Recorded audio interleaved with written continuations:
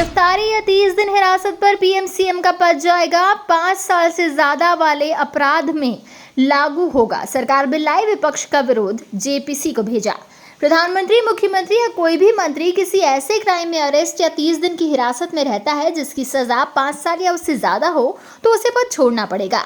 गृह मंत्री अमित शाह ने लोकसभा में इससे संबंधित 3 बिल पेश किए। तीनों विधेयकों के खिलाफ लोकसभा में जमकर हंगामा हुआ। विपक्ष ने तीनों बिलों को वापस लेने की मांग की। विपक्ष ने गृह मंत्री के ऊपर कागज के गोले फेंके। कांग्रेस, एआईएमआईएम प्रमुख असदुद्दीन ओवैसी और सपा ने बिलों को न्याय विरोधी, संविधान विरोधी बताया। इस पर शाह ने बिलों को संयुक्त संसदीय समिति को भेजने की बात कही। ये तीनों बिल अलग अलग इसलिए लाए गए हैं क्योंकि केंद्र सरकार, राज्य सरकार और केंद्र शासित राज्यों के लीडर्स के लिए अलग अलग प्रावधान हैं।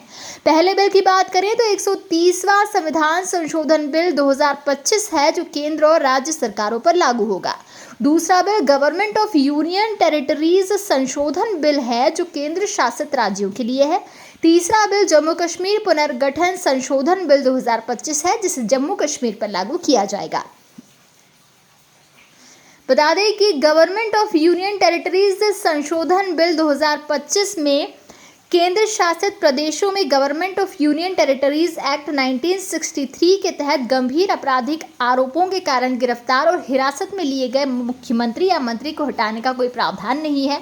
ऐसे मामलों में मुख्यमंत्री या मंत्री को हटाने के लिए कानूनी ढांचा तैयार करने के लिए government of union territories act 1963 की धारा 45 में संशोधन की आवश्यकता है।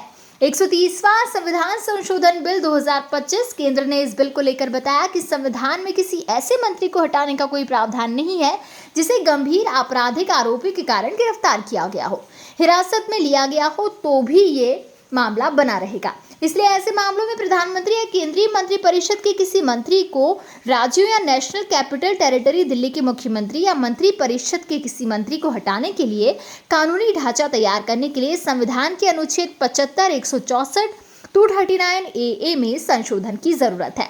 जम्मू कश्मीर पुनर्गठन संशोधन बिल 2025 की बात करें तो जम्मू कश्मीर के तहत गंभीर आपराधिक आरोपों के कारण गिरफ्तार और हिरासत में लिए गए मुख्यमंत्री या मंत्री को हटाने का कोई प्रावधान नहीं है।